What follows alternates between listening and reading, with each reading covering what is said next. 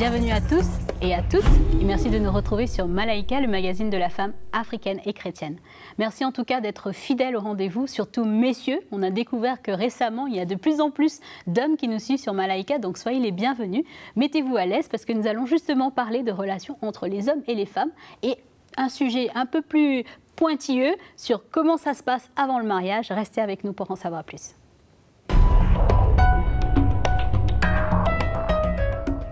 Donc voilà, comme vous avez pu le constater, on va parler des jeunes et des fréquentations. Alors souvent on se demande, est-ce qu'on peut sortir ensemble, est-ce qu'on peut flirter, jusqu'où on peut aller, quelle est la limite des relations filles-garçons?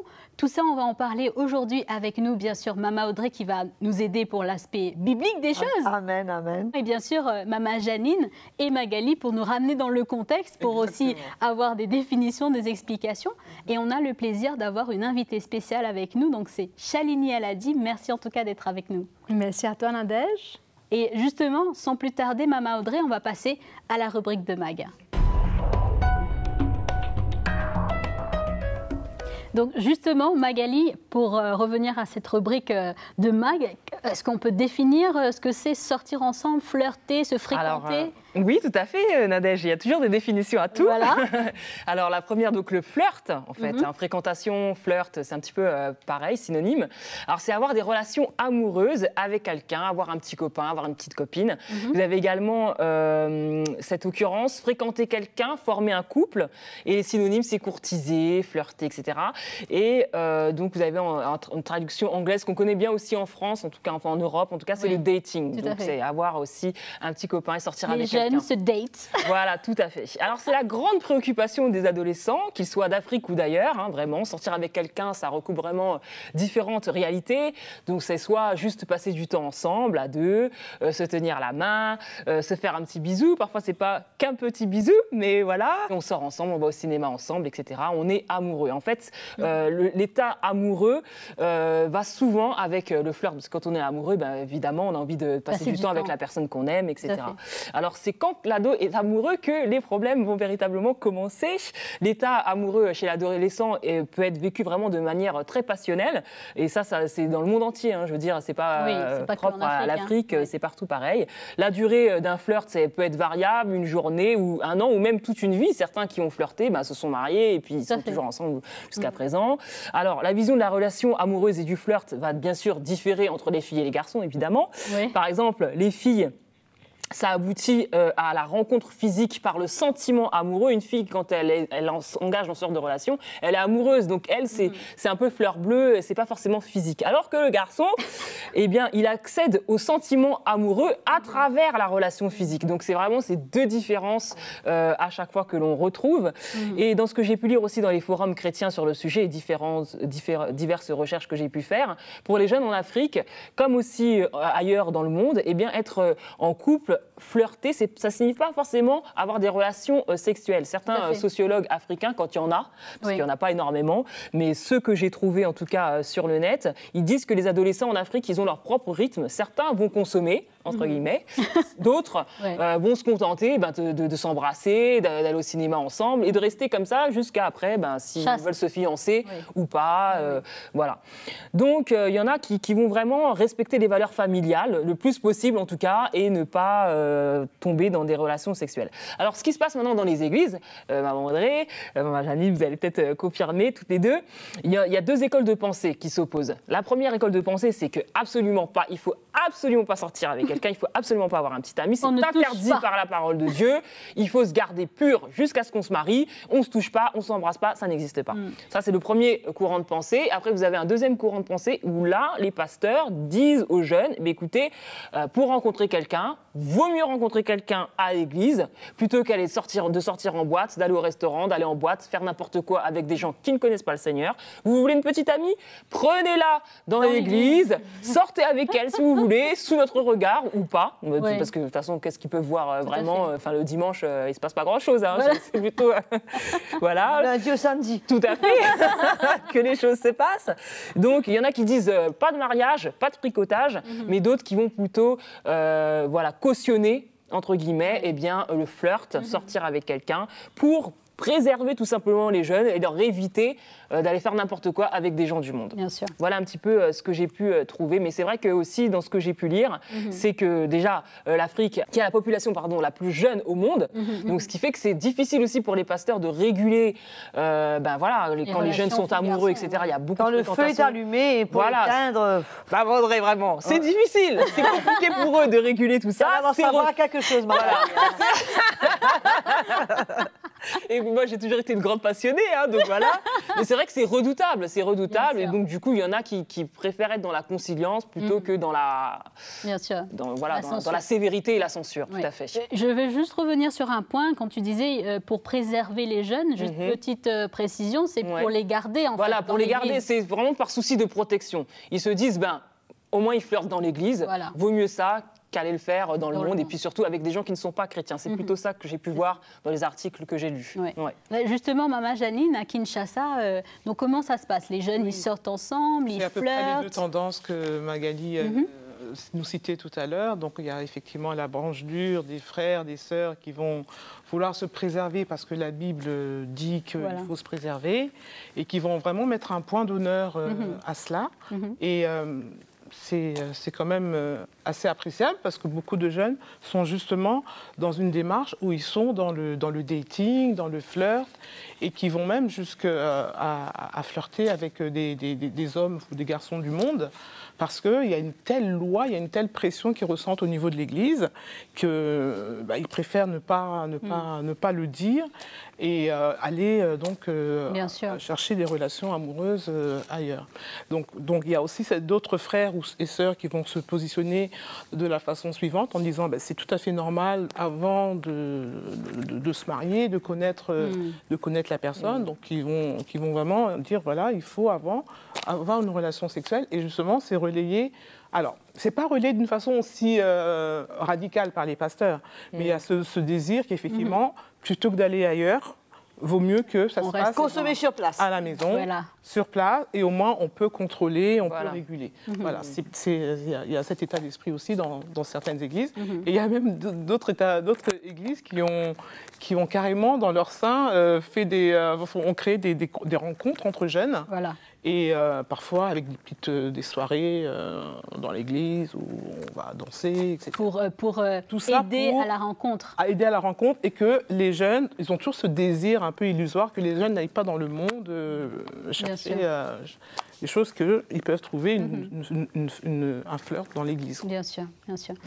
Maman Audrey, juste avant de continuer, j'aimerais juste poser la question. Est-ce que dans la parole de Dieu, on parlait de flirt, de dating, de sortir ensemble? Je reviens sur ce que Magali a dit. Il y a deux écoles de pensée.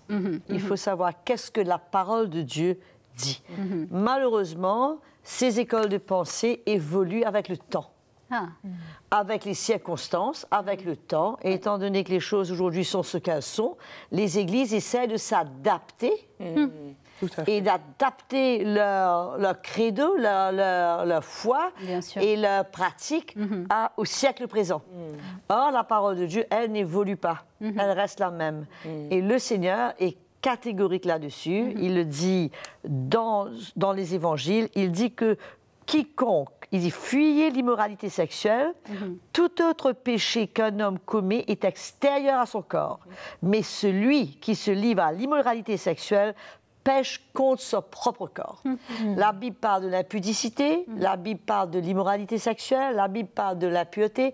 Donc c'est très clair que c'est sous-entendu que le Seigneur aspire à ce que les jeunes se préservent. Du reste, la Bible parle énormément de virginité, que se préservent jusqu'au moment où ils se marient. Et que tout contact physique en dehors du mariage est un geste illicite. Et du reste, quand on parle de l'impudicité, même le dictionnaire parle que c'est un acte immoral et illicite. C'est un acte qui compromet complètement la pureté et que le jeune se garde. Donc, en ce qui concerne la parole de Dieu, ce n'est pas une école de pensée. C'est très clair que le Seigneur, lui, il n'y a pas deux pensées là-dessus. Il y a une seule. et c'est de se garder. Mais dans quel esprit ça se passe? Justement, on va revenir sur ce sujet et le développer en détail, Maman Audrey. Avant ça, j'aimerais présenter notre invité spécial que nous avons. Donc, c'est Shalini Aladi, qui vient de l'île Maurice, c'est bien ça? Oui, l'île Maurice, exactement. En tout cas, merci d'avoir fait le déplacement sur notre plateau pour donner, je crois, ton témoignage par rapport à... je sais que tu as grandi dans l'Église, parce que justement, on parle d'une recherche de pasteurs de garder les jeunes dans l'Église pour qu'ils n'aillent pas se perdre dans le monde ou de sortir avec des gens dans le monde. Est-ce que tu peux nous raconter comment ça s'est passé pour toi? Oui, Nadège, en fait, j'ai grandi dans l'Église et j'ai rencontré le Seigneur. J'ai eu une expérience personnelle avec lui à l'âge de 9 ans.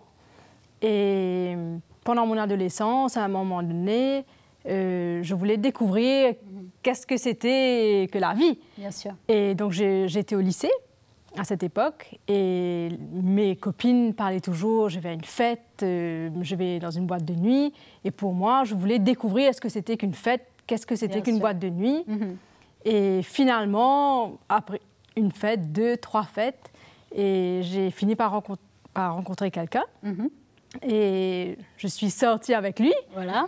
Pendant quelques années, et on est même parti étudier à l'étranger.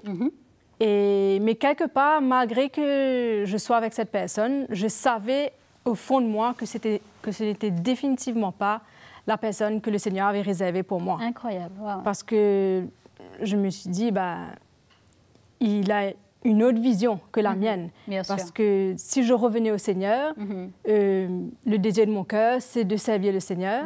Et je savais que lui, c'était définitivement pas son plan. Et jusqu'au jour où le Seigneur m'a vraiment convaincue. Et j'ai demandé pardon au Seigneur de ma désobéissance, de mon péché. Bien sûr. Et du jour au lendemain, le Seigneur m'a libérée de cette personne-là. Wow. C'était instantané. Waouh, waouh. Et j'ai vraiment vécu un miracle du Seigneur. Alléluia. Amen. Et On a beaucoup prié, on a beaucoup prié. et puis je suis revenue à l'église. Et bon, j'ai une personne pendant un certain temps, je n'ai pas cherché non plus. Oui, voilà, c'est ça que j'allais demander. Est-ce que tu as date après? Je n'ai pas date, voilà. je n'ai pas cherché quelqu'un. Oui. Mais jusqu'au jour où j'ai rencontré mon mari. Et c'était clair dans mon cœur que cette personne-là, c'était la personne que le Seigneur avait réservée pour moi. Wow. Et aujourd'hui, je suis mariée, ça fait 8 ans. Et j'ai 2 enfants. Super. Et Wow. je suis reconnaissante au Seigneur de m'avoir tirée de là où oui, non, j'étais c'est clair. et de m'avoir emmenée là où je suis. C'est clair. Et aujourd'hui, nous servons le Seigneur Ensemble. ensemble. Waouh. Juste pour continuer sur le débat par rapport à justement le côté flirter, sortir ensemble, etc. Moi, j'ai une question un peu... Nadège. Alors, on a parlé justement du fait que la Bible est vraiment claire par rapport aux relations, pas d'impudicité, pas de fornication, etc.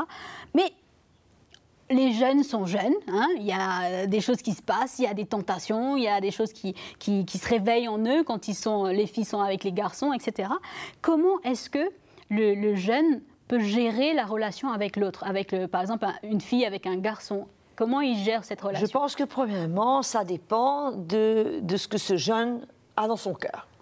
Si c'est quelqu'un qui est déterminé, qui veut servir le Seigneur, on sait, il y a différents types de conversions. Il y a des gens qui sont convertis à la Paul, qui sont radicales du jour au lendemain, qui ne veulent rien d'autre que de plaire au Seigneur, mais il y a d'autres qui sont légers, qui prennent la parole de Dieu, qui viennent à l'église, qui lisent la Bible. Ça, il y a différents cas. Mais quelqu'un qui veut vraiment servir le Seigneur, je pense que dans son cœur, comme disait Shalini, il voudra rencontrer la personne que le Seigneur a mis à part pour lui, qui va l'aider à servir le Seigneur, qui va l'encourager à servir le Seigneur et qui va la respecter en tant que fille et la respecter jusqu'au jour où il se marie.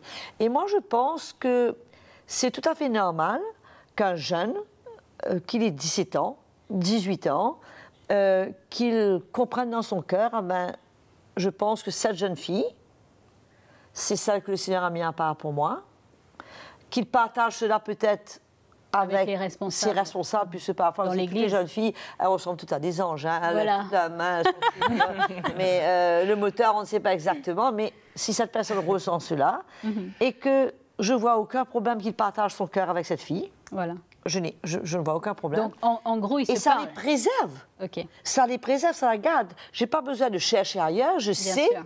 que cette fille, le Seigneur a mis à part. On est d'accord qu'ensemble, plus tard, il y a un plan de Dieu pour nos vies. Bien sûr.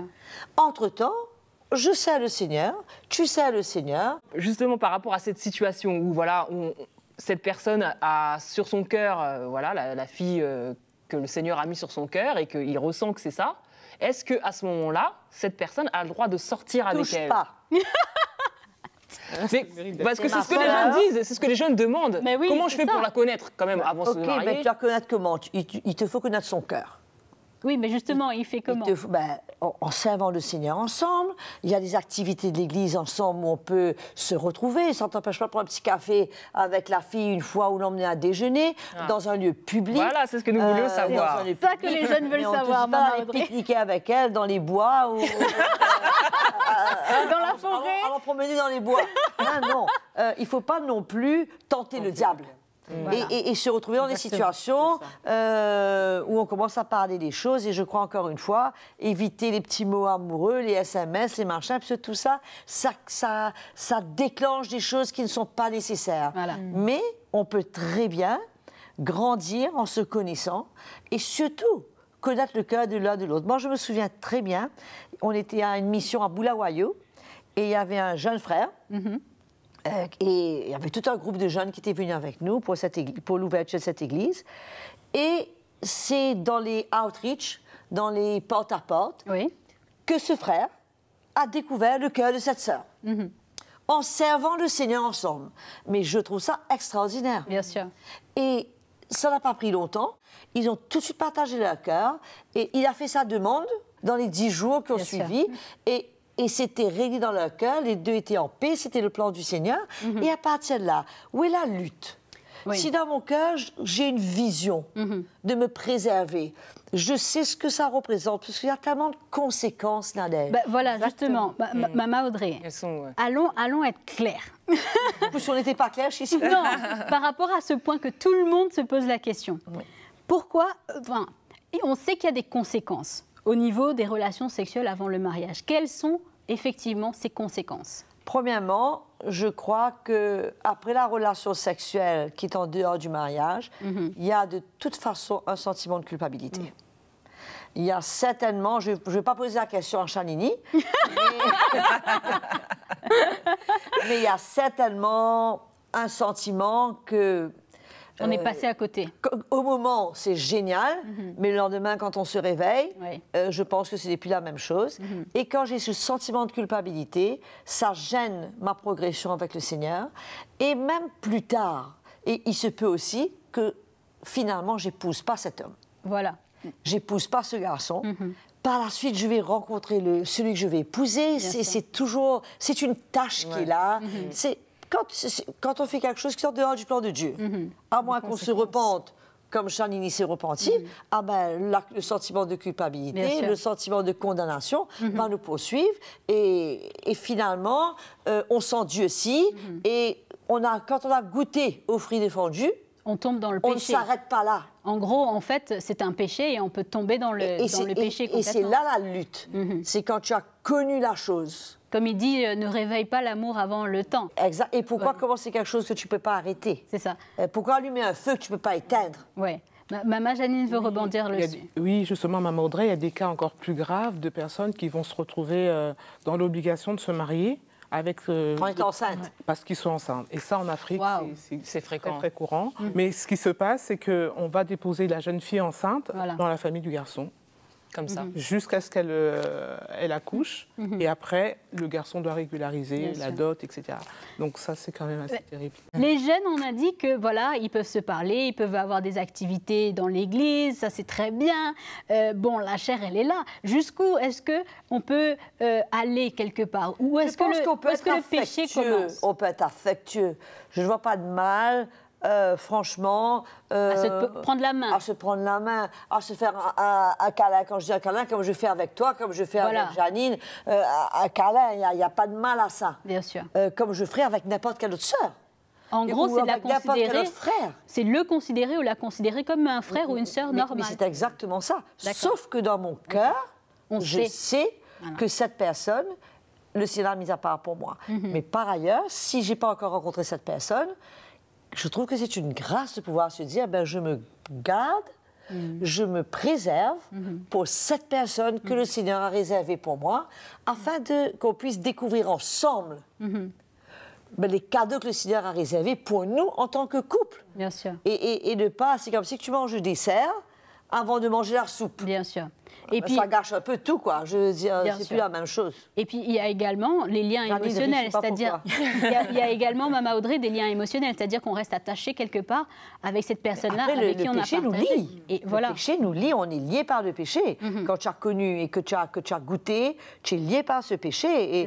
Et c'est comme une drogue. Voilà. Tu en veux encore. Et les occasions ne manquent pas. Et c'est sûr que l'ennemi est là pour nous aider à tomber davantage dans le péché, pour nous éloigner du Seigneur, pour qu'on soit gêné de revenir à l'Église, pour toutes sortes de raisons. Et ce n'est pas nécessaire, parce que quand on est dans le Seigneur, on appartient à Jésus. Notre corps est le temple du Saint-Esprit, qu'on ait 10 ans, qu'on ait 14 ans, qu'on ait 20 ans. Ça, c'est très important. Et notre corps appartient au Seigneur, et si nous sommes le temple du Saint-Esprit, on ne peut pas faire avec notre corps ce que nous voulons.